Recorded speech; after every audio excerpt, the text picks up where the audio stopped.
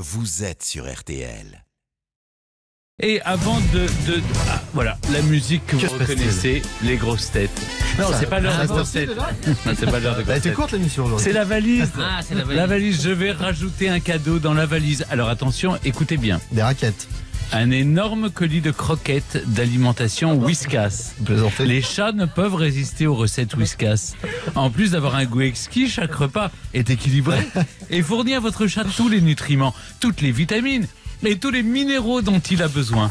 Eh bien, découvrez Whiskas des marmitons. Donc, un énorme colis de croquettes et d'alimentation Whiskas à rajouter dans la... Allez-y, il y en avait à la cantine hier midi, c'était super bon. Vraiment. Allez, alors maintenant, c'est l'heure de la bonne heure avec Omar Sy. On va parler de vous, de Yao, le film de Philippe Godot qui sort mercredi en salle. Mais je vous présente mes petits camarades, Marie-Odile Merniac. Bonjour. Bonjour Marie-Odile. Marie-Odile s'intéresse à la généalogie. C'est vous dire qu'on parle des arbres, eh bien elle descend des arbres. C'est des arbres généalogiques. Et on peut mettre 2 Marie-Odile dans votre carrure. Ah oui, c'est pour ceux qui n'ont pas la radio en image, il faut savoir que on a calculé, on peut en mettre 2. Voilà. Elle est votre jambe droite en fait. Et on peut mettre 3 Eric Dussard. Oui. Maxi tête en fait. C'est donc votre moitié et lui c'est votre tiers. Et c'est un tiers payant. Avec nous, le zapping télé justement d'Eric Bonjour à tous. Dussard. Vous aurez sans doute plus envie de manger des croquettes que du poisson après ce que je vais vous diffuser tout à l'heure. Ah oui. Une enquête de France 5 sur la manière dont on peut trafiquer le poisson pour le vendre plus cher. Et après, il n'y a plus de poisson dedans. Vous allez voir, juste avant midi, tout le monde aura beaucoup d'appétit après. Très bien. Le pop quiz de Patrice Carmouze. Alors, qu'est-ce qu'on gagne aujourd'hui ? Eh bien, je vous fais gagner un séjour. Un séjour Thalassos, pas au Flamand Rose. C'est un hôtel 4 étoiles. Les Flamands Roses, c'est à Canet-en-Roussillon, tout proche de Perpignan. 3 jours de nuit avec petit déjeuner, 8 soins par personne. 8 soins, on arrête de sauter, là, c'est bon. 8 soins. Oui, il y a des soins, il y a plein de soins. Aqua, bain multijet, chromatique, ce que vous voulez. Et fitness, hôtel-flamand-rose.com. Pour cela, vous appelez au 3210, vous envoyez un SMS 74 900 avec le code bonheur en majuscule, 75 centimes la minute. Alors, on va parler du film de Philippe Godot qui sort mercredi en salle. C'était pas un film autobiographique, on le verra tout à l'heure, et pourtant, c'est un film qui étrangement dit beaucoup de vous. Est-ce qu'au fond, parfois, la fiction peut raconter davantage ce qu'on a sur le cœur que des films autobiographiques? Bien sûr, moi je crois qu'en fait dans chaque film il y a un peu de nous. Je pense que c'est pour ça qu'on les choisit et qu'on décide de participer à une aventure. Il faut que ça nous touche un minimum, et je crois que, en tout cas pour ma part en tant qu'acteur, quand je décide de faire un film, et c'est que je vais y mettre un petit peu de moi, donc forcément oui, moi je pense que c'est même plus parlant que quelque chose d'autobiographique, quoi. C'est plus intime. Même Godot dit qu'il n'aurait pas fait le film sans vous, quoi. Oui. Il a même écrit pour moi. Il a même écrit. Alors, on va revenir à Yao, mais parlons un peu de cette année qui vient de s'écouler. Dans les carrières des acteurs, il y a des années qui sont plus fastes que d'autres. On a l'impression que celle qui vient de s'écouler était particulièrement heureuse pour vous, si on fait la liste des films dans lesquels vous avez tourné. Il y a Yao, donc, mais aussi Le Chant du Loup, dont on parlera ici avec Mathieu Kassovitz, Le Prince oublié de Michel Hazanavicius, et last but not least, pas le moindre, L'Appel de la forêt, d'après le roman de Jack London, où vous donnez la réplique à Harrison Ford, ce qui est quand même pas donné à tout le monde. C'est la classe, ouais. Non, mais il y a pire comme année. Ah, c'est clair. Non, j'ai connu pire, ça c'est sûr. Mais oui, c'est moi, c'est en fait cette année, c'est une bonne démonstration de la chance que j'ai en fait de pouvoir commencer l'année avec un film comme Yao et de la finir avec L'Appel de la forêt avec que j'ai tourné Ford à Los Angeles pour la Fox. Donc ça montre bien la diversité, le champ des choix qui me sont proposés, et c'est énorme. Et vous avez cette possibilité aujourd'hui de choisir, surtout. Exactement. Parce qu'avant, au début, quand on commence, on prend tout ce qui nous tombe dessus. Oui. Et on essaye même de prendre ce qu'on nous propose pas. Je le dis, vous avez toujours fait de bons choix, quand même. Oui, c'est vrai, Patrice a raison, vous avez toujours fait les bons choix. Ouais. Merci. Non, Non, mais il n'y a pas de... Je sais pas. Il n'y a pas de casserole. Hein. Il n'y a pas de casserole, non? Il n'y a pas de film. S'il y en a, mais les casseroles, ce qui est bien, c'est qu'on n'est pas au courant. On va les retrouver. C'est pour ça. C'est vrai, Ils vous sont avez bien rangés. faire les bons choix, c'est aussi savoir pour que les films entrent en résonance avec vous. Oui, ben en fait, c'est exactement ce qu'on disait, c'est-à-dire que moi, j'essaie toujours de trouver des choses qui sont importantes pour moi et qui, en fait, où j'ai le sentiment de dire quelque chose et à ce moment-là je pense qu'on peut pas se tromper parce que si on est en accord avec soi ça peut pas être un mauvais choix. Après le succès du film est indépendant, ça n'a rien à voir, mais à partir du moment où on est en accord avec ce qu'on raconte, tout va bien, ça peut pas être une casserole quoi. Eh bien on va parler de retour maintenant, le retour puisque c'est le retour vers les racines du personnage. Une interview Racine au retour comme vous voulez, à tout de suite. À la bonne heure sur RTL, Stéphane Bern jusqu'à 12h30. RTL, vous êtes bien sur la première radio de France. 11h, 12h30. À la bonne heure, Stéphane Bern sur RTL. Et nous sommes toujours avec Omar Sy. D'abord, il n'avait aucune raison de partir. On parlait du voyage de Yao. Il veut gagner les croquettes. C'est très bizarre de chaque fois de rappeler avec qui on est, mais c'est important. Voilà. C'est ça, parce qu'il réclame. Et il est toujours là. Voilà. Ça va peut-être arriver un jour. Et on va pas. Il se barre après. Bah, ça y est, j'ai tout dit. Au revoir. Alors, c'est un film, évidemment, ça s'appelle Le voyage de Yao. C'est le retour. On est question de retour vers les racines de son personnage. Est-ce que vous aimez, vous retourner sur votre passé ou vous êtes plutôt résolument tourné vers l'avenir ? En fait, ni l'un ni l'autre. Moi, je suis plutôt au moment présent. Et en fait, le passé, oui, je peux avoir des moments de nostalgie quand même. Donc, ça m'arrive des fois le soir de prendre une voiture, de conduire et d'aller dans le quartier où j'ai grandi à Trappes la nuit, m'asseoir, regarder, voir comme tout paraît plus petit. Il y a un moment où je le faisais souvent, ça. Ça m'arrive de faire ça, mais pas plus que ça. Après, oui, j'aime bien retourner au Sénégal, mais pour aller voir ma famille, pour aller voir mes amis. Mais c'est quelque chose qui fait partie de moi. C'est bien de vivre dans l'instant présent. En fait, les sages disent que c'est ce qu'il faut faire. Mais je pense, oui, parce qu'on vivre ou dans le passé ou dans le futur. Mais ça sert à rien, parce que le passé c'est passé, le futur on sait pas. On sait pas. On y sera même pas. Et alors, à propos de retour, quel effet ça fait quand on se retourne sur vous ? Quand on se retourne les gens dans la rue, ils se retournent, ils vous croisent, ils se voient. Ça me fait rougir. C'est vrai. Mais j'imagine que tout le monde se retourne. Eh ben, je rougis. Est-ce que dans la vie, vous avez toujours craint les retours de bâton ? Ah bah oui, bien sûr. Karma, attention, mais oui, faut être gentil. Très attention, oui. Ce qu'on fait, tout ça revient, forcément. Est-ce que je crois que vous avez eu un petit coup de blues quand vous avez eu 40 ans. Vous craignez le retour d'âge ? J'ai jamais eu de coup de blues à 40 ans. Il a jamais eu 40 ans surtout. Mais non, j'ai pas 40 ans. Ah, voilà, je sais. Il a 19 ans. J'ai pas 40 ans. Moi, en fait, là, j'ai quel âge ? J'ai 18 ans et 23 ans d'expérience. Donc il a 41 maintenant, depuis peu d'ailleurs. Depuis hier ou avant-hier, dimanche. Dimanche, vous avez fêté votre anniversaire. Ouais, mais 41 ans. Non, moi je trouve que l'âge c'est bien. Parce qu'en plus, ce qui vient avec l'âge, c'est que il y a plein de trucs qu'on fait plus, des trucs bêtes. C'est vrai qu'on ne peut plus faire. Non, mais c'est même pas qu'on peut plus, c'est que ça ne nous vient même plus à l'idée. Il y a des pertes de temps en fait. Ça y est, c'est derrière quoi. Moi j'aime bien. J'ai l'impression d'être plus malin. Si on devait faire un retour en arrière, une rétrospective de ce que vous avez fait, quel moment, quel film vous mettriez en avant ? C'est une bonne question ça. Mais pourquoi ? Dans quel but alors ? Mettre en avant pour vous honorer, par exemple, il y a une rétrospective Omar Sy. Alors, je dirais, faut mettre quel film ? Oui. Oh, je sais pas. Intouchable, je crois que c'est pas la peine. Parce que tout le monde l'a vu. Peut-être des premiers films avec Toledano et. Peut-être le court-métrage 6 jours heureux. Ah oui. Ouais. Premier alors. Allez, on va retrouver le jeune Yao maintenant, qui donne son nom au film de Philippe Godot. Et avec Omar Sy, à tout de suite. À la bonne heure sur RTL, Stéphane Bern jusqu'à 12h30. Sur RTL. On a tellement de choses à se dire. À la bonne heure. Stéphane Bern sur RTL.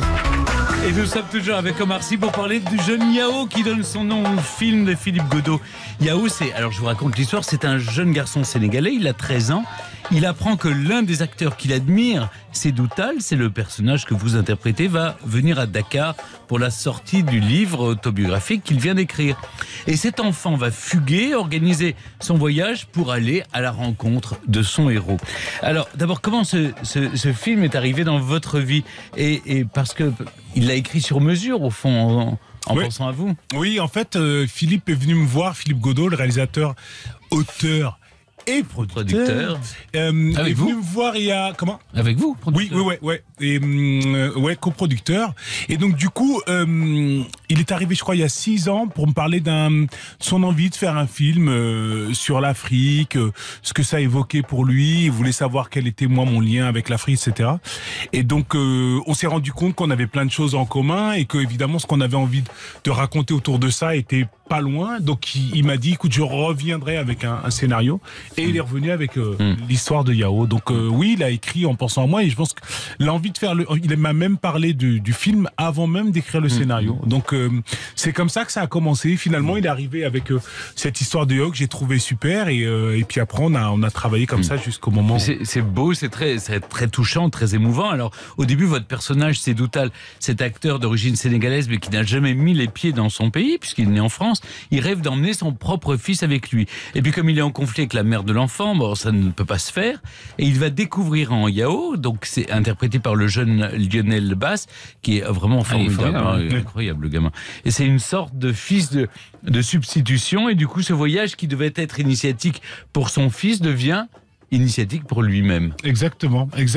En fait, ce qu'il y a de super et je trouve de beau dans ce film, c'est que le petit Yao finalement qui venait lui rencontrer son idole et prendre des choses, c'est lui qui va tout lui donner, parce qu'à un moment donné il va devenir un peu une projection de Seydou lui-même, il va devenir une projection de son fils, mais il va même prendre à un moment donné le rôle qu'aurait pu avoir son père, en le guidant dans le pays, en lui traduisant un petit peu tout ce qui se fait, tout ce qui se fait pas, tout ce qui peut se dire, pas se dire.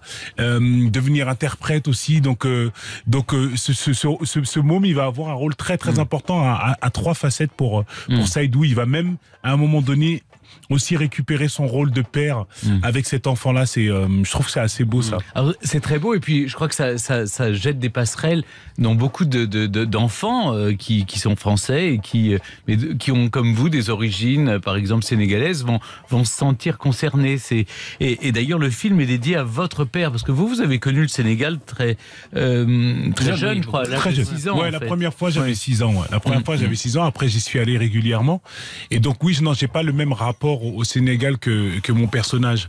Mais c'est vrai que ce film-là, pour moi, il est complètement universel. On parle de Seydou Tall d'origine sénégalaise, mais pour moi, c'est complètement universel. Mais ça peut même être quelqu'un qui vient d'une région de France, qui n'y a pas mis les pieds, qui va chercher l'histoire de son père ou de son grand-père. Je pense que ça vient de là. Et le fait de le dédier à mon père aussi, c'est comme ça parle de la paternité et que ça parle aussi du Sénégal. Moi, qui est mon lien au Sénégal, c'est mon père. Et justement, voyant la difficulté que c'est pour mon personnage, moi, j'ai pas vécu ça dans ma vie. Et ça, c'est grâce à mon père. Donc, c'est aussi, pour lui dire merci. Merci. Mais le tournage, il a réveillé des choses en vous, justement, auxquelles vous attendiez pas du tout. En fait, oui, forcément. Il y a déjà voyager dans le pays comme je l'ai fait pour le film. Je l'aurais jamais fait avant parce que quand je vais au Sénégal, je vais à Dakar et puis après je vais dans le village de ma famille et ça s'arrête là finalement. Et là, j'ai voyagé dans plusieurs endroits au Sénégal où j'aurais peut-être jamais mis les pieds. Donc ça m'a donné l'envie de voyager un petit peu plus dans le Sénégal, mais surtout en Afrique en général. C'est beau d'ailleurs. Et comment ils ont accueilli les Sénégalais en vous voyant? Vous êtes vous êtes un héros national. Mais j'étais très surpris de voir que dans les villages, ils me connaissaient. Parce que je peux me dire que dans les villes comme Thiès, Saint-Louis ou Dakar, on puisse me connaître.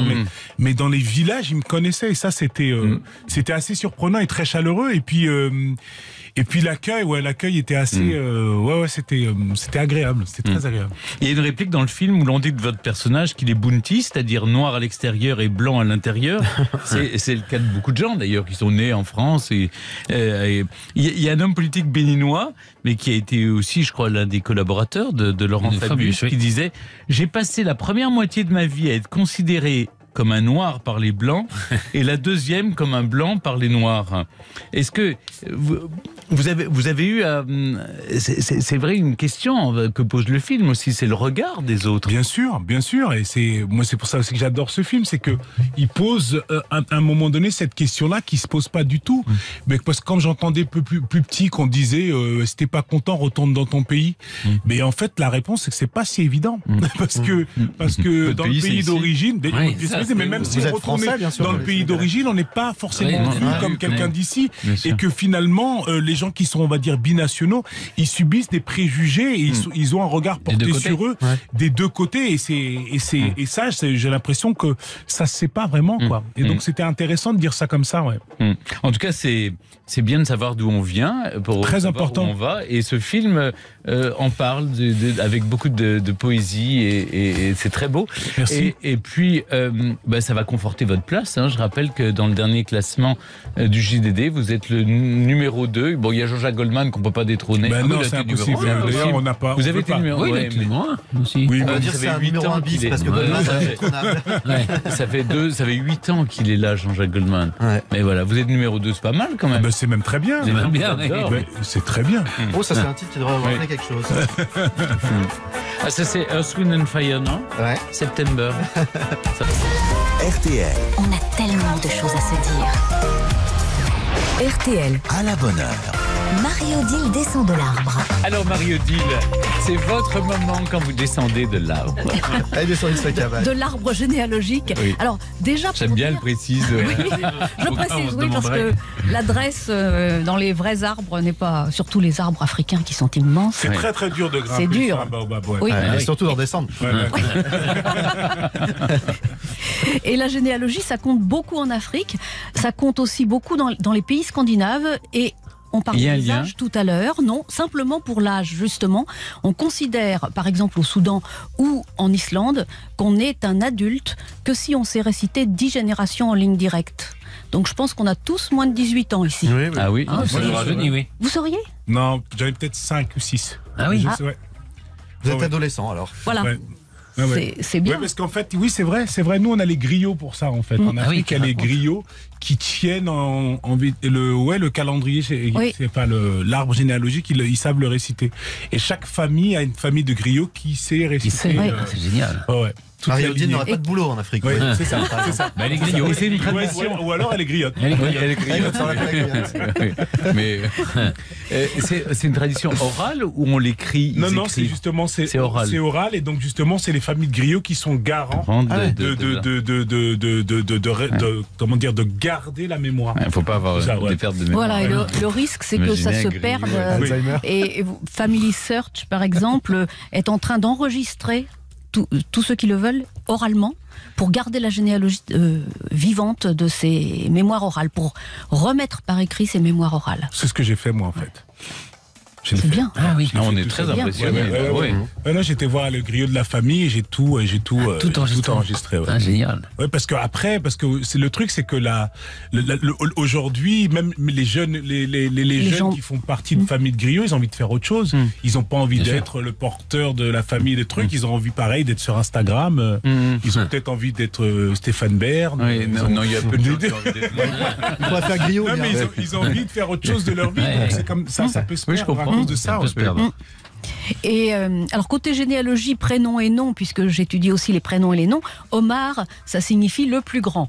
Donc ils sont pas complets. Il se lève et il est le plus grand. Là, le plus grand par la taille, par la popularité, par le nombre d'entrées dans les films. Enfin là, c'est le prénom idéal. Génial, je savais pas que ça voulait dire ça. Merci. Si, c'est bien. Et alors, le nom de famille, ça c'est aussi extraordinaire, parce que vous dites souvent que vous sentez appartenir à deux cultures. Oui. Mais votre nom, il est dans les deux. C'est-à-dire qu'on a le nom de famille qui existe depuis l'an 1000-1200 en France, dans le nord du pays, et qui désigne un lieu d'origine, dans les Ardennes. Vous pouvez aller voir. Il y a une commune qui s'appelle S-Y. C'est vrai? Oui. Mais je vais y aller, c'est génial. Bah, c'est chez vous, c'est votre village. Oh mon Dieu, je vais y aller. Et il y a faire une rue. Oui, et il y a Si, évidemment, au Sénégal, qui désigne à l'origine une caste noble d'administrateurs et de guerriers. C'était une famille qui était de... Vous êtes un grand guerrier des Ardennes. Ah ouais. Et alors, est-ce que vous savez, il y a aussi Si, et j'ai trouvé des Si en Chine et des Chinois. Ah, alors là, je ne suis pas allée si loin. Ouais, mais c'était incroyable. J'ai trouvé j'ai rencontré un Chinois, en fait, à Los Angeles, et qui venait de Chine, et son nom, c'est SY. C'est incroyable. C'est fou, quand même. Et quand on pense que Kipling vous a dédié un poème, si... Cette chanson de France Gall, Si Maman Si. Si Maman Si, oui. Ah, mais merci, c'est génial, ça. Et puis, il y a effectivement souvent phonétiquement une communauté entre certains noms sénégalais et certains noms français. On retrouve le cas, par exemple, Faye, c'est un des noms les plus portés au Sénégal, et c'est un des noms les plus portés du Limousin. Les Sénégalais ne viennent pas de Limoges, les Limousins ne viennent pas non plus de Dakar, mais il y a cette communauté phonétique qui est assez fréquente entre les noms du Sénégal et les noms français. Et pourquoi? On se bat. Alors là, pas partout, mais voilà, c'est dans les aventures de Marie qui sont dans le chien. Malheureusement, Marie Dufour va partir maintenant. C'est l'heure, elle remonte dans son arbre. En tout cas, bravo. Merci beaucoup. Elle se sort de tous les pièges, elle est formidable. Elle tombe toujours sur ses pattes, quoi. On va retrouver Omar Sy pour le vrai faux de l'invité dans un court instant. À tout de suite. Le vrai faux de l'invité. Alors, il y a une chose qui est vraie, et Philippe Godot le confirme en parlant de vous, c'est que vous avez l'expérience, vous avez le succès, vous avez tout, et vous êtes le Français préféré, l'un des Français préférés des Français, et il paraît que vous êtes resté le même, que vous êtes la même disponibilité, la même gentillesse, le public d'ailleurs s'en est rendu compte dans le studio. Vous n'avez pas changé, ça ne vous a pas changé? Je sais pas. On le sait. Le truc, c'est qu'on le sait jamais. Ah ça. oui, c'est aux autres de le dire. Moi, je sais pas. En tout cas, j'ai l'impression que non. Mais après, il se peut. Après, oui, j'ai quand même changé quelques petites habitudes, forcément. Oui. Je dois me la raconter un petit peu plus, forcément. Mais non, j'essaye quand même de rester pas loin. En tout cas, même si je reste pas le même, j'essaye de rester pas loin de ça. En tout cas, ne pas être complètement modifié. Mais moi, en fait, ce que je trouve un bon signal, parce que c'est très compliqué de s'en rendre compte soi-même. Mais on le voit bien dans le regard des gens qui nous aiment, quoi. Si on a bougé, quand on se met à dire ou faire des choses et qu'on a un regard un peu en biais comme ça de notre femme ou de nos enfants ou même nos frères et sœurs, on se dit, ah, là, j'ai peut-être un petit peu loin, donc il faut pas se déconnecter de la réalité. Voilà, c'est ça. Je pense que c'est le bon endroit, c'est dans les yeux de ceux qui nous aiment, quoi. Alors, je mets à votre disposition une information. Vous me dites c'est vrai, c'est faux. Quand la première fois qu'il a rencontré sa femme Hélène, il a une sorte de coup de foudre. Et il a eu surtout le sentiment, l'impression il l'avait aimé dans une autre vie. Et cette idée des vies antérieures est très présente chez lui. Il sait que, voilà, donc il l'a épousée parce qu'il l'avait déjà aimée dans une autre vie. Alors, d'une, je pense que c'est vrai. De deux, ça ferait un très bon film de couple. La vie antérieure. Oui, la vie antérieure de bas. Les vies antérieures. On a eu plusieurs vies antérieures, vous savez. C'est vrai. Moi, j'ai vraiment. En fait, j'ai cru la reconnaître, en fait. Mais vraiment, quoi. Alors que c'est l'inverse qui aurait dû se passer. Alors, oui, vous avez vu quelque chose. Elle vous a parlé du tout. C'est même pas dit ça. Non, je ne connais pas, moi. Je t'ai jamais vu. Non, ouais. C'est l'évidence, quoi. C'est vrai. C'est fou, hein. Vraiment. Alors, vous connaissez évidemment le rire célèbre d'Omar Sy. Alors, pendant longtemps, ça a été une sorte de handicap, notamment à l'école, parce que comme il riait plus fort que les autres, c'est lui qui se faisait gauler à leur place. Et puis, ensuite, il en a fait un atout, parce que ça lui permet souvent de dédramatiser des situations tendues, mais aussi de se faire des amis, même. Ça lui a permis aussi un temps ancien de draguer. Oui, bah ça, sans doute vrai, ouais. C'est vrai que ce rire, c'est la signature, on le reconnaît entre mille. C'est vrai, c'était un bel outil pour ça. Mais quand vous étiez petit, c'était plus compliqué. Oui, non, ça m'a créé des problèmes parce qu'en fait, j'ai du mal à contenir un rire. Oui. Je sais pas le faire, et même quand je le fais, en fait, ça me fait mal.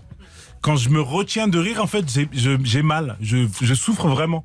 Donc, c'est obligé de sortir, et quand ça sort plutôt fort.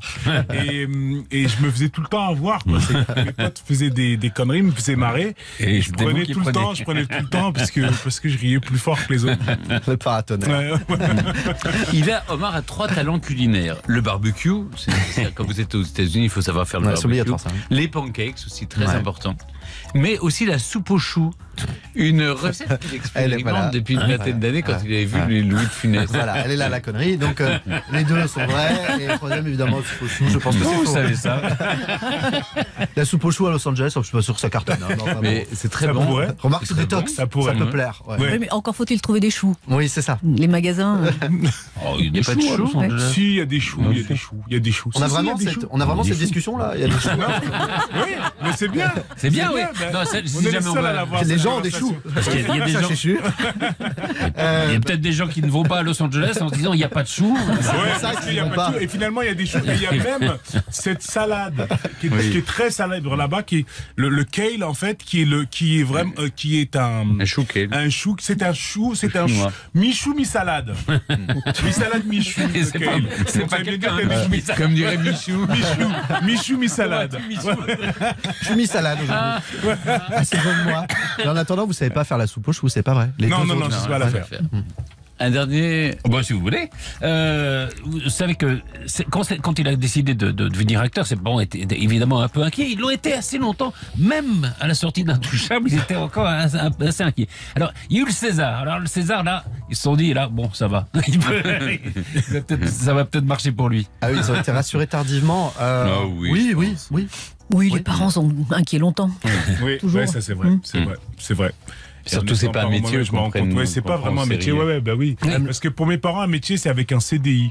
Oui, c'est ça. Il ne peut pas avoir de CDI en tant qu'acteur. Avec Harrison Ford, un CDI, je pense qu'il n'y en a pas beaucoup. Même lui, il n'en a pas. Non, même lui, même Harrison Ford. Harrison Ford, il n'en a pas. C'est un précaire. Ouais, c'est ça. Et bien, on va retrouver Omar Sy dans un instant pour la suite de la bonne heure en direct et en public sur RTL. Stéphane Bern. À la bonne heure. Sur RTL. Yao sort mercredi prochain, formidable film de Philippe Godot avec Omar Sy et puis le jeune Lionel Basse. Il y a d'ailleurs un livre, Le Voyage de Yao, d'après le scénario du film, écrit par Agnès de Sacy et Philippe Godot, publié au Seuil. On le disait tout à l'heure, c'est une année riche pour vous, avec ce film évidemment, et puis L'Appel de la forêt, cette légende du cinéma qui est Harrison Ford. Vous êtes considéré comme un acteur à part entière aux États-Unis, un acteur américain ou un acteur français qui fait une carrière internationale? Mais en fait, souvent, alors ça arrive qu'on m'appelle juste pour avoir des rôles, on va dire, normaux. Mais souvent, quand on m'appelle, on me dit bon, il y a tel film, il y a un rôle de français. Oui. Souvent, on m'appelle je joue je suis représentant de la France. Ce sont des méchants ou pas dans les rôles? Ça dépend. Alors au départ, j'avais beaucoup de rôles de méchants et on m'en a proposé beaucoup. Alors je l'ai fait au début parce que c'était rigolo, mais après je me suis un peu vexé. Et donc maintenant, je refuse les rôles de méchants. C'est les Français. Ouais, je refuse. Je ne veux pas cautionner en fait cette idée. Alors je l'ai fait un peu au début, mais maintenant les rôles de méchants j'évite. Mais ouais, c'est un peu rôle de français pour le moment. Mais c'est très différent des tournages en France. Par exemple, c'est très hiérarchisé. On parle pas. Oui, il y a quelque chose. Oui, hiérarchie, mais surtout c'est les départements en fait. Ça veut dire qu'en fait le son ne peut pas toucher au costume sans la costumière pour mettre le micro. Enfin, il y a tout un truc comme ça où on touche pas au travail de l'autre. Et même en tant qu'acteur, en fait, quand on voit des machinaux, c'est ceux qui portent tout le matériel de la caméra, en train de porter un truc lourd. Interdiction de filer un coup de main. On fait pas ça, c'est mal vu. Et c'est-à-dire que c'est très mal vu par les syndicats, mais aussi par les techniciens eux-mêmes, en fait. Parce que, en fait, ce que je savais pas, mais eux, en fait, ils prennent ça comme tu fais mon boulot à ma place, c'est comme si j'étais pas capable de le faire. Donc, ils acceptent pas qu'on vienne leur filer un coup de main, ça veut dire qu'ils ont un problème. Ils veulent pas avoir. En même temps, c'est vrai, ils vont pas vous filer un coup de main à vous, quand vous jouez. C'est vrai. Et l'anglais, comment vous avez fait? Vous aviez déjà un bon niveau? Non, zéro. Niveau zéro quand je suis parti. Vocal. Après, j'ai accéléré, un peu mieux maintenant, mais oui, j'ai pris pendant 6 mois, je faisais 3-4 heures par jour. Ah oui. Ouais. Et alors, il y a une chose incroyable. Dites-moi si on parle de vous après Jules Berry, Jean-Claude Brialy, Robert Lamoureux, Georges Descrières. Pour Netflix, vous allez incarner Arsène Lupin. Oui. C'est génial. Ouais. C'est génial. Ouais, je suis très content de ça. Oui. C'est-à-dire Arsène Lupin des années 20. Ça se passe c'est un peu adapté? Non, pas des années 20, pas des années 20. Ça sera plutôt aujourd'hui. Aujourd'hui, ouais. Un Arsène Lupin international, Netflix, diffusé dans le monde entier. Voilà, c'est ça, mais plutôt d'aujourd'hui, moderne. Moderne. Très bien, génial. Ah, ça va être super. Je suis très content, moi. Bah oui. Ah oui. Eh bien, on va écouter maintenant celui que le Premier ministre québécois a appelé Zaza. Ah, Zaza. Elle fait une belle carrière au Québec. C'est Zaza qui chante Kevenra. En fait, c'est Zaz, il s'est trompé. Elle. À la bonne heure, Éric Dussard met la télé sur écoute. Alors Éric, on commence avec quelques rayons de soleil. Oui, ça va nous faire du bien en ce jour de neige. Et alors ce bain de lumière nous est offert par ceux qui n'en sont pourtant pas des lumières. Ce sont les candidats de la Villa des Cœurs Brisés sur TFX. Vous savez, c'est cette télé-réalité de rencontre diffusée sur la chaîne donc TFX et qui se déroule au soleil. On est où là? C'est où sur la carte? Ah ça je sais pas. Je sais même pas, regarde, je sais même pas si ici c'est un océan ou c'est un Pacifique. Si c'est un océan ou si c'est un Pacifique. Ouais. Oh putain. Demain à une certaine heure, tu pourras te mettre au bord de la plage et tu vois l'eau se retirer, tu verras tous les coquillages comme tu vas au bord. Le truc c'est que si la mer elle se retire, je sais pas trop où elle va. Je me dis elle va sûrement aller dans les pays à côté, mais sûrement qu'ils auront plus de plage du coup. Ouais, non, c'est le principe des vases communicants, ça va déborder. Hein. Ça il faut le noter. Ouais. C'est en fait le phénomène des marées expliqué par la Villa des Cœurs Brisés. Quand on entend ça, on pense que c'est fait exprès. Mais est-ce que vous pensez qu'il y a l'océan et le Pacifique de côtés distincts? Moi, je ne connais pas la différence entre les deux. C'est comme la jeune fille, je sais pas. C'est comme il y a la mer et la Méditerranée dans le sud de la France, vous voyez. Ah oui, c'est ça, d'accord. Non, mais avant de répondre, elle aurait dû prendre le coup de fil à un ami, comme dans Qui veut gagner des millions. Elle aurait pu appeler un vrai spécialiste des mers. C'est ce candidat des 12 coups de midi sur TF1. Quelle mer baigne la Roumanie? Merde. Pacifique. Voilà. La mer Noire. La Roumanie dans le Pacifique, quand on vous dit qu'il y a des glissements de plaques, on ne savait pas aperçu, mais dans Bucarest, c'est à 12 km des îles Fidji. Hein, sympa d'ailleurs, parce que il fait plus chaud. Le tourisme, c'est cool. Bon, allez, après les rois de la géographie, place maintenant aux reines du shopping sur M6. Est-ce que quelqu'un autour de cette table a une passion déraisonnable pour les paires de chaussures, collectionne des dizaines de paires de chaussures? Non, on n'a pas ça autour de la table? Pas de fanatique des chaussures. Non. Eh bien, c'est le cas. Non, ouais, non, dans les arbres, on n'a pas besoin de chaussures. C'est le cas de cette candidate des reines du shopping sur M6. Elle est folle de chaussures, voire folle tout court, à mon avis. Bon, vous nous montrez quoi maintenant? Mon accessoire préféré qui sont les chaussures. Je peux dormir avec les paires de chaussures. Je peux me priver d'un repas parce que mon repas sera une paire de chaussures. Ça va être délicieux. Une petite paire de baskets au four. Hein. Si t'as des mycoses, en plus ça rajoute des champignons, c'est bien, hein, ça relève le goût. Hein. Cela dit, c'est pas si bête de manger des chaussures quand on voit la semelle qu'on nous sert parfois dans certains restos. Non mais ça se comprend. Hein. Bon, c'est bien meilleur pour votre déjeuner qu'une paire de chaussures. Je peux vous proposer du poisson. On dit souvent que c'est très bon pour la santé, hein, le poisson. Alors tout dépend après de quel poisson on parle. France 5 vient de diffuser une enquête sur un poisson bon marché, donc très consommé, c'est le cabillaud. Et alors ce que vous allez entendre nous rappelle qu'il n'y a qu'une lettre, un S, qui sépare le mot poisson du mot poison. Nous sommes allés à l'un des plus grands rendez-vous annuels des professionnels des produits de la mer, à Bruxelles. Nous nous présentons comme acheteurs de cabillaud à bas prix. Vous vendez du cabillaud ? Oui, immédiatement, nous est proposé un cabillaud injecté. Pour le cabillaud, on fait des injections pour le rendre plus gros. Donc vous ajoutez de l'eau en fait. Oui, un cabillaud plus lourd, donc vendu plus cher. L'eau est ajoutée dans le poisson grâce à des injections et souvent, l'eau n'est pas le seul ingrédient ajouté. Vous le voulez avec ou sans produits chimiques? Qu'est-ce que vous voulez dire? Quels produits chimiques? Des produits chimiques pour retenir l'eau et rendre le poisson plus blanc. Voilà, sinon on peut aussi coller les paillettes pour faire de plus jolies écailles si vous voulez. C'est l'angoisse quand même, non? Non mais savoir ce qu'on mange. C'est parce que pas chez les poissonniers. Non. C'est autorisé par la loi, Stéphane. L'additif en question, il a reçu un agrément européen. Ce sont des phosphates qui sont après, ça fait de la morue séchée. Hein. Ces phosphates, ils peuvent provoquer des maladies rénales, cardiovasculaires. Donc finalement, vous voyez, c'est peut-être encore mieux de manger des chaussures, hein, à choisir. C'est peut-être moins nocif pour la santé. L'idée, c'est d'alourdir évidemment ce poisson pour le vendre plus cher ensuite. Alors cette femme, maintenant, est la bonté incarnée. Ah oui, on va parler de Catherine et Liliane sur Canal+, notre secrétaire préférée qui nous a encore démontré toute sa chaleur humaine dans ce sketch qui résume très bien, je trouve, l'époque dans laquelle on vit. Écoutez, Catherine nous y parle de ses relations de voisinage. Moi, j'ai dénoncé mon voisin. Ah bon, qu'est-ce qu'il a fait? On le sent pas, il est suspect. Eh ben déjà, il dit bonjour tous les jours. C'est sympa, ça, Catherine. Ah, la naïve, je le savais. Sympa. Un grand malade, tu veux dire? Attends, t'as jamais regardé, toi, les témoignages des voisins de terroristes ou de tueurs en série à la télé? Si. Et qu'est-ce qu'ils disent tous? Qu'il était gentil. Qu'il était gentil, qu'il était sympa, qu'il disait bonjour. Eh ben, le mien, il coche toutes les cases. Je te dis, c'est un psychopathe. Moi, je suis une voisine parfaite. Je dis pas bonjour, je dis pas au revoir, je pique les places de parking, j'envoie pas des signaux de je suis sympa, et en fait, t'apprends que j'ai étranglé ou posé une bombe. Ils doivent te détester, tes voisins. Ah oui, l'autre fois, j'ai même entendu, tiens, là voilà la conne du 52. Mais moi, je préférais la conne du 52 qui bute personne que la sympathique qui bute le chien. Henri, malheureusement, c'est pas si loin que ça de la réalité. Hein. C'est terrible. Ah, c'est bien. Ils sont bons pour ça. Mais en fait, Catherine et Eliade sont un peu vos remplaçantes sur Canal+, Omar. Vous aussi, vous avez formé un duo détonnant sur Canal il y a quelques années, on s'en souvient tous bien évidemment, le fameux SAV d'Omar et Fred. Et je dois dire qu'à votre standard téléphonique, on entendait aussi souvent des personnages hyper charmants. Service à de bonjour. Vous me reconnaissez?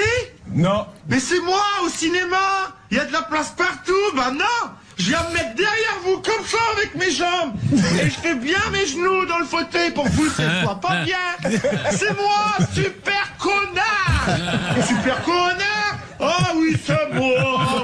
Salut, bonjour. Vous me reconnaissez? C'est moi le matin quand vous dormez et qu'il y a la livraison. C'est moi qui klaxonne bien comme ça pour bien faire chier. Je suis super connard. C'est un filon inépuisable, ça, les super connards. Il y en a plein. Et encore, c'est... Après, il y a eu... Non, mais après, il y a la connasse qui est venue. Il y a de la connasse. Sur Canal. Canal, Camille Cotin. Camille Cotin, voilà. Donc, oui, non, ça c'est... Malheureusement, c'est jusqu'à la fin des temps. Et vous imaginez... Tant qu'il y aura des humains, il y aura des connards. Aujourd'hui, avec les réseaux sociaux, alors là, avec les sketchs de super connards, il y a quoi faire. Franchement... C'est vrai, des fois j'en vois et ça me gratte. Ah, c'était le bon temps. On est un peu. On a commencé chez vous. 20h10 pétante, bien sûr. 20h10 pétante, le SAV, c'est vrai. On a été collègues, on a même été vos employés, on a travaillé pour vous. Exactement. Stéphane prenait des commissions. Mais j'ai senti que vous iriez beaucoup plus loin que Florence Foresti. C'est pas vrai. Vous en avez lancé. Oui, exactement. Mais il est l'un des rares à s'en souvenir. Et c'est pour ça que je peux vous dire qu'il n'a pas changé. Il est resté cet homme bon et généreux. On préfère ceux qui jouent les super connards à ceux qui le sont réellement. Exactement. On termine avec ceux qui sont aussi au téléphone. Ah oui, ce sont nos amis de la chaîne IDF1, bien sûr, qui ont maintenant un succès international. Hein. Figurez-vous que là, c'est un Russe qui les a appelés. Non. La star mystère, elle vous dit quelque chose? Je pense à une actrice russe. Vous êtes russe vous-même? Si, привет. Ça s'entend. À qui alors, peut-être? Maya Jovovich. Bah non, ce n'est pas elle, je suis désolée, Dimitri. Ah, tant pis. Merci. Alors, comment on dit au revoir en russe? Ah bah d'accord. Vous voyez, c'est hyper connu. IDF1, peu de téléspectateurs, mais les meilleurs. Merci beaucoup, Éric Dussard. On retrouve Omar Sy dans un instant pour la suite de la bonne heure. Pour l'heure RTL, il est midi. Et pour les informations, il n'y en a qu'une, Bénédicte Tassard. Un accueil pas très chaleureux pour Emmanuel Macron et Angela Merkel ce matin à Aix-la-Chapelle. Les deux dirigeants se sont engouffrés dans la prestigieuse mairie sous les huées de quelques dizaines de gilets jaunes et de manifestants de la gauche radicale allemande anti-migrants.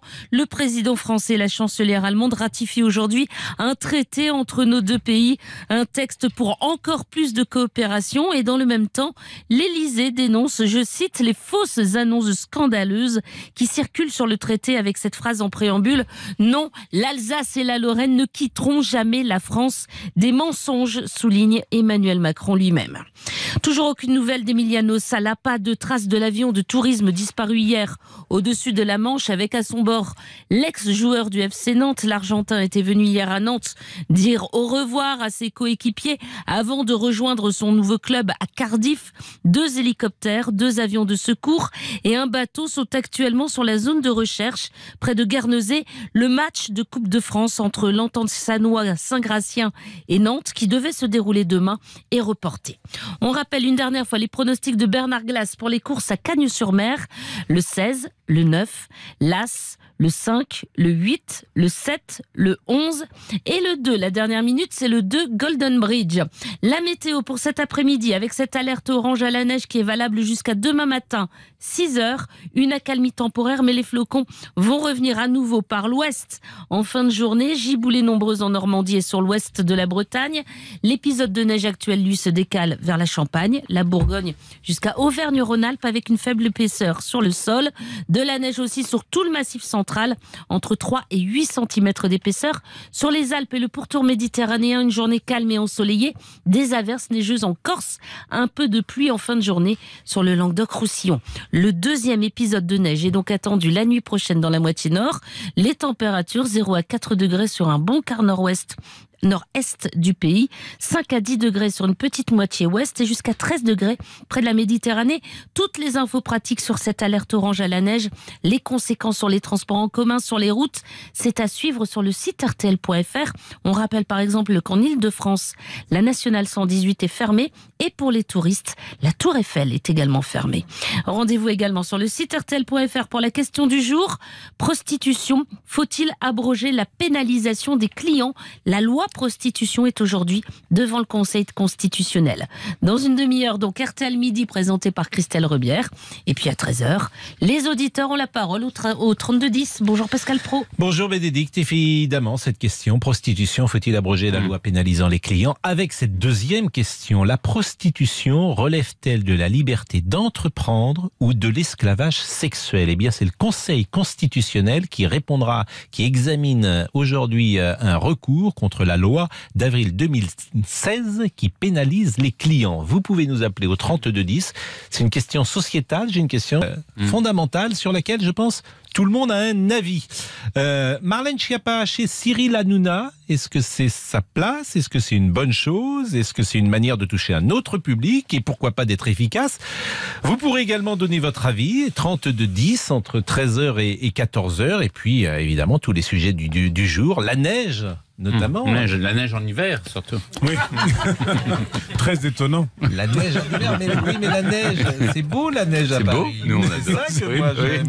Mais chaque fois, ça fait les gros titres. C'est pas une anomalie. Neige en hiver, c'est pas une anomalie, la neige à Paris en janvier. À Paris, c'est toujours folklorique. Oui, mais dirons-nous. Voilà. Merci Stéphane Bern, c'est à vous. Merci beaucoup, Bénédicte Tassard. Merci Pascal Praud.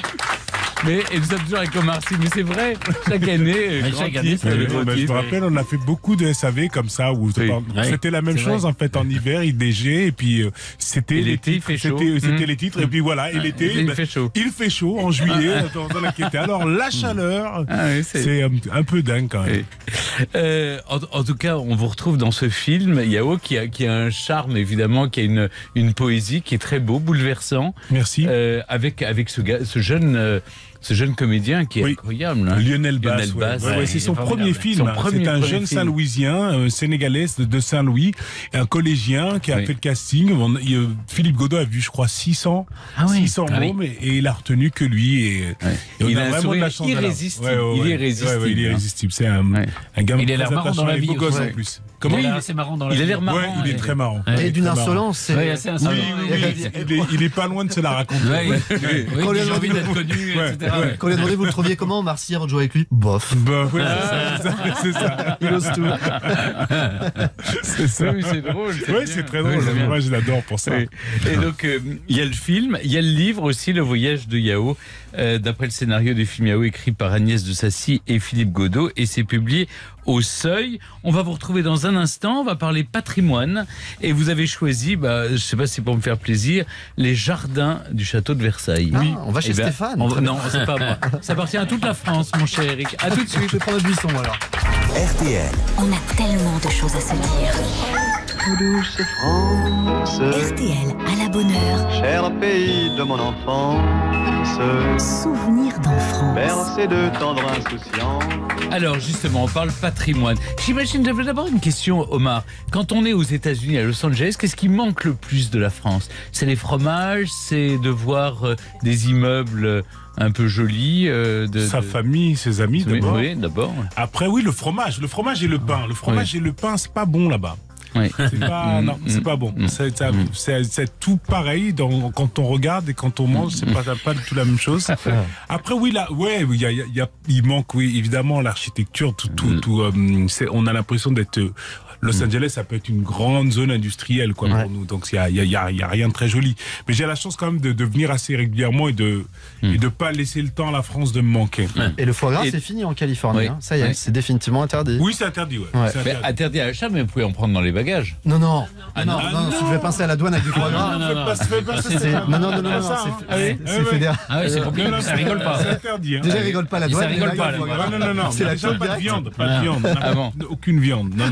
D'accord. Ami douanier, guettez bien Stéphane Bern à son arrivée avec ses valises de foie gras, fromage. Dealer de foie gras. Sans fromage. Dealer de foie gras. Allez le faire C'est du Midnight fromage. Express. Je peux pas amener mon Avec fromage. du foie Non, gras. c'est pas dans les possible, bagages. Stéphane. Il va y avoir du foie gras collé à la ceinture. Transpirant là.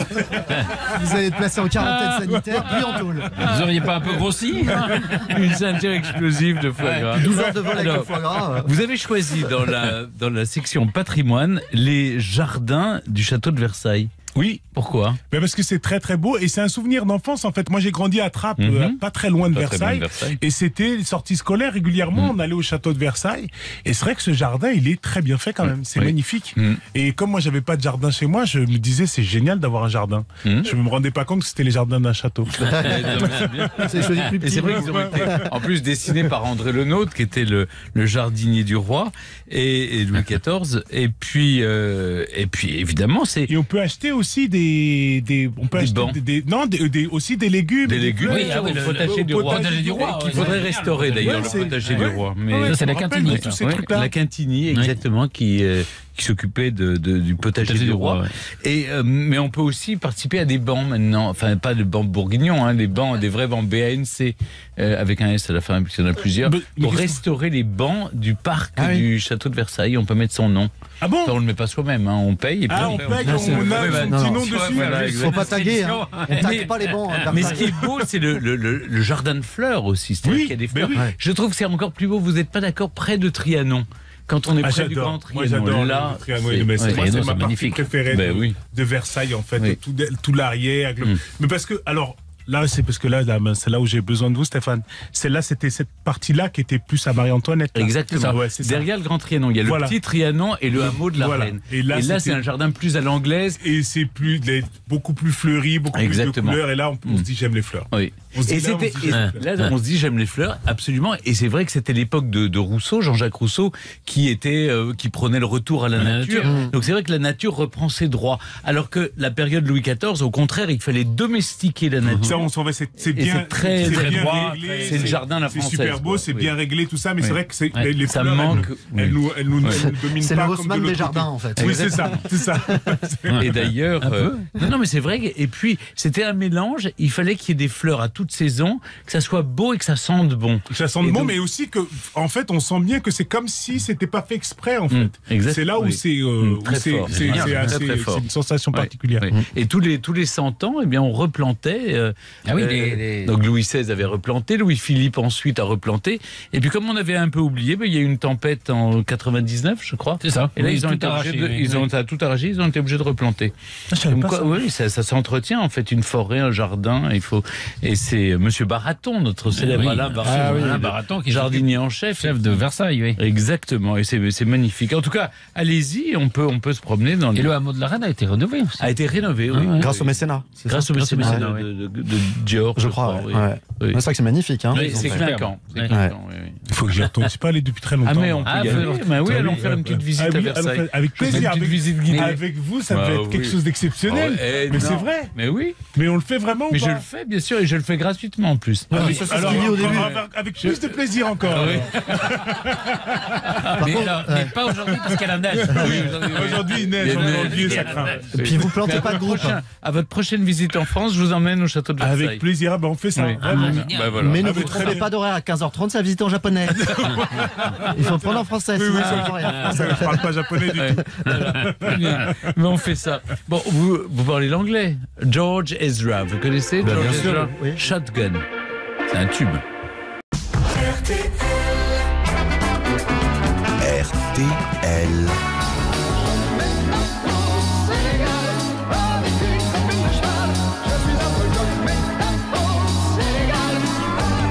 C'est au Manhattan, fast food, Dakar, Sénégal, la grand-mère à l'hôpital Dantec, tout va. Afrique catalogique.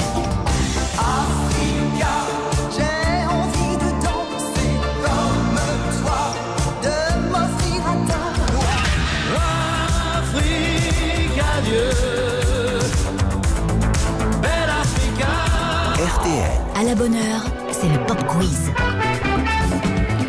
Et voilà, vous êtes à l'occasion de la sortie du film Yao le 23 janvier, c'est-à-dire demain mercredi, qui se passe au Sénégal. C'était des chansons autour de l'Afrique et du Sénégal. Martin Circus, je m'éclate au Sénégal. Manu Chao, Sénégal Fast Food.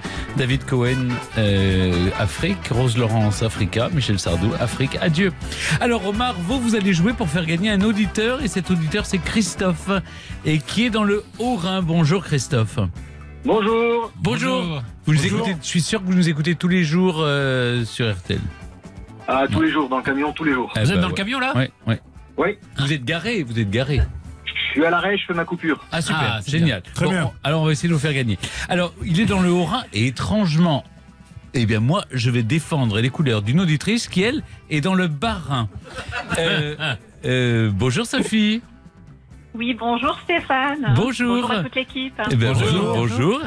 C'est quoi ? C'est Strasbourg. Hein, elle est à Strasbourg.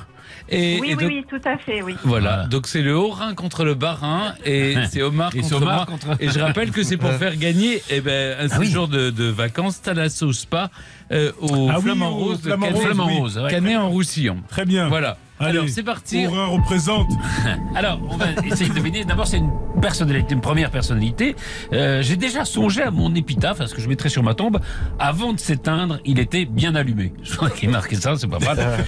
J'ai fait aussi bien cette phrase d'un sculpteur qui était Antoine Bourdelle, qui disait l'important n'est pas d'être mais de devenir. Alors je suis comédien, j'ai eu très jeune de beaux rôles, j'ai joué dans de très bons films et pourtant j'ai l'impression que ce n'est qu'après 40 ans que ma carrière a vraiment décollé. Oui, Cluzet.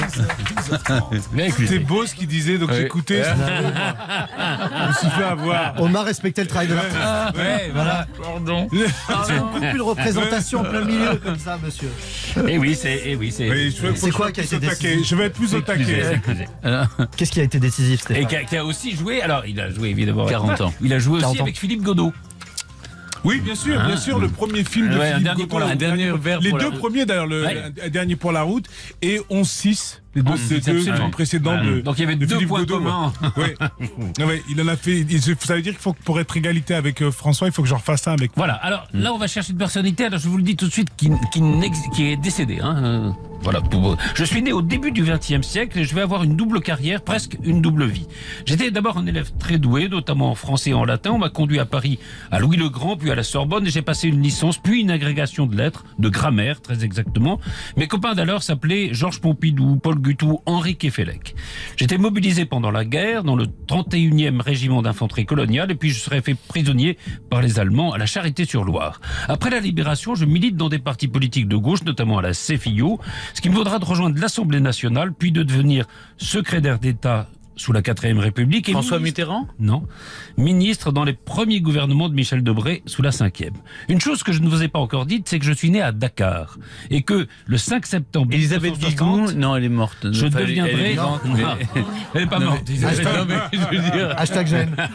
On enchaîne. Non, c'est pas ça. C'est que... il parle de la personnalité morte. Elle est vivante. Et le 5 septembre 1960, je deviendrai le premier président de la toute jeune République du Sénégal. Je resterai 20 ans à ce poste. Abdou Diouf. Non, avant lui. Non, Senghor. Oui, c'est moi. Ah non, c'est moi. Je crois qu'il l'a dit avant. Un petit peu avant pour Bon, ok. Donc égalité. Léopold Sédar Senghor. Voilà. Oui, c'est vrai qu'il a été à la fois ministre en France et président de la République sénégalaise. Ça veut dire qu'on part sur un départage musical. Alors, il y a un départage musical. Alors, comme il y a un petit garçon qui vous accompagne dans le film, Lionel Bass, c'est des chansons où il y a le mot garçon, mais il faut juste deviner qui chante. Et le premier qui dit fait gagner l'auditeur ou l'auditrice pour lequel il joue. D'accord ? Aïe. C'est idiot. Joignez RTL au 32. Bravo. Vite réglé cette affaire. Bien commencé. Et je me suis fait doubler. Bon. Alors, c'est Christophe alors. C'est Christophe qui part donc, qui gagne un séjour au Flamand Rose de Canet-en-Roussillon. Ça va Christophe ? Yes. Ouais, ça va, super. Il est déjà en train de changer l'adresse sur le GPS. Il y va directement. Alors, changer l'adresse sur le GPS. Vous allez à Canet-en-Roussillon. Bon, Sophie, il faut que je me fasse pardonner là. Non, c'est pas grave, Stéphane. C'est J'aime adorable. beaucoup votre émission, il n'y a pas de... On peut faire quand même un joli cadeau. Je vais vous faire un joli cadeau. Je vais demander à Omar Sy de vous dédicacer Le Voyage de Yao à l'occasion de la sortie du film. C'est un très joli livre qui sort au Seuil. Eh bien, il va vous le dédicacer pour vous, Sophie, et je vais vous l'envoyer. D'accord ? Ah, c'est super. Et puis réinscrivez-vous. Et puis réinscrivez-vous. Il y a tous les jours, il y a un cadeau à gagner dans À la bonne heure. Merci beaucoup en tout cas de votre fidélité RTL à tous les deux. Bonne journée et à bientôt. Merci beaucoup. Au revoir. Merci, au revoir. Merci, au revoir. Merci, Au revoir. merci. Merci beaucoup, au revoir. Merci, bravo. Et on retrouve Omar Sy dans un instant. 11h, 12h30. À la bonne heure, Stéphane Bern sur RTL. Alors avant de laisser filer Omar Sy voguer vers d'autres horizons, quitter RTL, on est bien triste. Vers le repas du déjeuner. Et bien justement, incroyable, vous êtes devancé mes idées. Si vous aviez la possibilité d'aller déjeuner avec une personnalité que vous admirez, vivante ou morte, mais que vous admirez sans l'avoir jamais connue ou que... Il y a vraiment deux personnes que j'aurais aimé rencontrer, ça s'est jamais fait, c'est Nelson Mandela et Mohamed Ali. Oui. J'aurais adoré déjeuner avec eux, même juste prendre un café, même. Oui. Mais juste échanger, même ne serait-ce que de les regarder dans les yeux. J'aurais adoré ça, ouais.